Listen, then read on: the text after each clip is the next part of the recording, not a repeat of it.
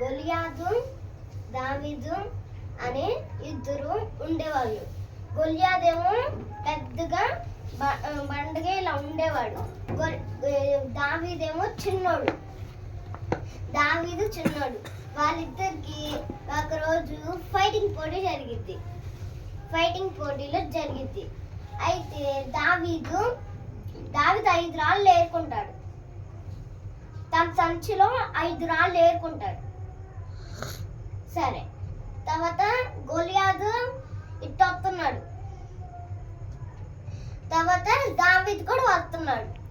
ఇద్దరు వస్తున్నారు. సరే, గొలియాదు ఇటు కత్తిలో వేయంగానే దావీదు వచ్చి ఇలా దూరిపోయాడు. మళ్ళీ రెండోసారి అదే జరిగింది. మూడోసారి అదే జరిగింది. నాలుగోసారి దావీదు ఒక్క రాయి ఇట్ట వేసాడు. కన్నుకు తగిలి గొలియాదు చచ్చిపోయాడు. Thank you.